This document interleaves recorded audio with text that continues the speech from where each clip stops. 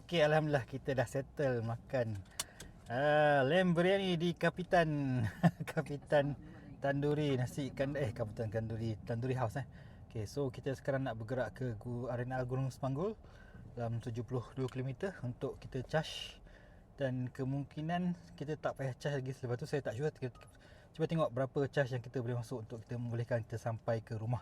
Right, so kita nak tengok. Okay, so sekarang kita punya state of charge adalah 42%. Kita ada travel distance 149 km. So kita nak pergi Gunung Semanggul, lebih kurang dalam 72 km area mengalir ke selatan. So after that kita akan solat semua dan kita akan charge. Kita akan charge seboleh-bolehnya untuk cukup kot untuk sampai rumah. So kita tengok nanti, mungkin kena charge maybe more than 80%. Mungkin 90%, mungkin 100%, supaya kita boleh calculate lah. So kalau ikut ni, kita punya efficiency lebih kurang dalam 18.6 from last charge. So kalau kita tengok dia punya condition start daripada kita bergerak tadi, lebih kurang total kita punya efficiency dalam 17.2. So sebenarnya susah nak dapat 15 kalau kita drive on the highway. So ini adalah satu pengalaman baru juga bagi saya. So sepatutnya kereta ni boleh pergi 450 km, tapi actual kita hanya dapat lebih kurang dalam 370 km saja kalau kita all the way through highway. Right, so kita akan update lagi bila kita dah sampai Gunung Semanggul.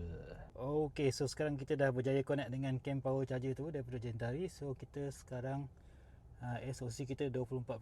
Kita akan slide tengok kalau kita nak pergi ke 100% berapa masa yang akan diambil sekarang kita tengah naik, nampak dia pergi sampai 92, 93, 94. Kalau ikut tadi dia tulis boleh pergi 120 ataupun 100, maksimum 150.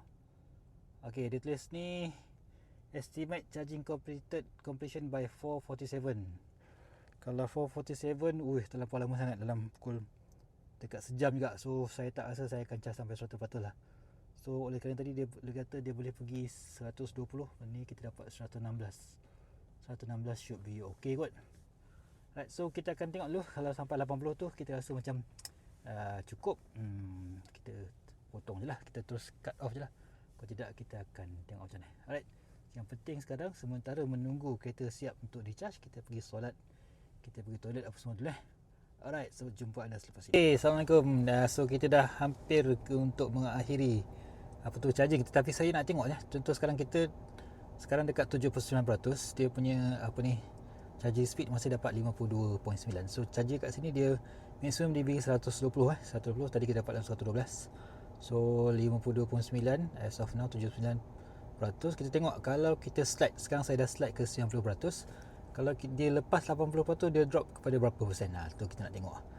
Kat sini ada perbezaan so antara so, kenapa kebanyakan orang bila charge kita charge 80 saja, sebab kebiasaannya selepas saja 80% dia akan drop. Kita tengok So untuk charger camp power ni, dia punya drop tu banyak mana. So sekarang kita masih lagi dapat 53, nampak dia dah mula start drop. 52.6. Adakah selepas dia 81 tu dia drop terus? So itu yang saya tak sure. So ini kena tengok charging punya graph lah sebenarnya. Right, kita tunggu sekejap lah, sebab saya tak perlu pun sebenarnya untuk charge lebih dari 80%. So next stop should be Petronas Ulu Behrang kah? Lagi 2 jam setengah. So 2 jam setengah apa cerita pun, kita memang kena berhenti untuk toilet break, untuk makan break. So kat situ kita akan charge sikit sebelum kita balik rumah lah. Right, so kita tengok 80% masih maintain 52.7 kW. 81 pun sama. Okay, so maksudnya ni agak menarik Sini satu ilmu baru pada saya, sebab saya ingat selepas 80 dia akan drop, tapi rupa-rupanya tidak. Tadi tu sebab tadi yang masa kita charge dekat Sungai Perak tadi, sebab saya tulis saya limitkan kepada 80, tapi kali ni saya slidekan kepada 90%. So nampak dia punya charge speed masih maintain 52.4 kW. Okay, so this is new for me. Alright, kalau saya tunggu sekejap boleh juga kot, lagi 2 jam setengah. Tak apalah, kita charge sampai 90%.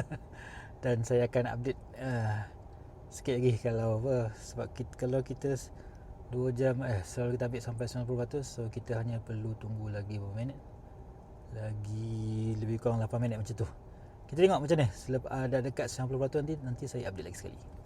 Okay, so nampak gayanya kita punya charging rate dah drop kepada 35 kW So bila jadi keadaan macam ni, memang saya takkan tunggu lah. Kita baik kita belah, kita pergi cari tempat yang charging speed dia lebih power daripada ni. So next ialah kita akan berhenti dekat Ulu Berang ataupun Ulu Bernam. Ulu Bernam, sorry Ulu Bernam. Lagi 2 jam setengah dari sekarang dan kita akan cari tengok kat situ dia punya charger berapa pula. Alright, so see you guys later.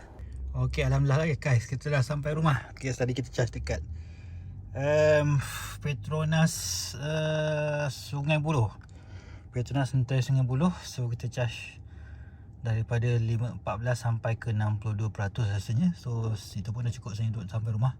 Rumah saya 60 km saja daripada Sungai Buloh. So kita sampai sini, total kita dah travel hari ni adalah 845 km. And then kita punya efficiency kita dapat 15.6. Okay, no this one. Sorry. Ada pula bukan. This one, sorry. 804 km. Efficiency kita 16.6. Okay. So maksudnya untuk kesimpulannya ialah untuk travel highway memang kita akan dapat lah 15 km yang biasa kita dapat kalau kita guna EV ni untuk kegunaan harian apa lagi. And then untuk travel jauh memang kena bawa geng lah, so that bila apa-apa hal terjadi, dan kita rasa kita perlu berhenti lambat sikit macam tadi tu saya mula plan nak berhenti charge dekat Ulu Bernam, tapi sebab sampai awal sangat, kalau kita berhenti kat situ kita kena tunggu maghrib, so lambat. So nak kena tunggu maghrib tu macam buang masa setengah jam kat situ. So saya minta co-pilot saya untuk carikan RNR seterusnya. So itu yang kita jumpa RNR Petronas Sungai Buloh tu So itu penting ada kawan yang faham konsep guna EV lah. Dalam kes ni adalah wife saya lah. Right. And then satu juga yang kita tahu adalah bila kita travel utara selatan ni sebenarnya banyak je charger dekat hampir setiap RNR lah. Tak kisahlah sama ada RNR ataupun yang sebelah, hampir setiap tempat berhenti tu ada. Cumanya dia menggunakan app yang beza-beza. Ada yang guna Gentari, ada yang guna yang boleh guna Settle, ada yang kena guna app macam-macam app lah. So dia macam-macam provider So that's why dari segi itu you kena study dulu lah kat mana. So dalam kes ni saya gunakan Settle. You boleh guna Gentari, you boleh guna Jom Charge So itu kelebihan Settle lah. Alright, itu saja. So nanti kita akan buat summary berapa penggunaan apa semua tu. Nanti saya akan buat summary dan esok lah. Alright, terima kasih.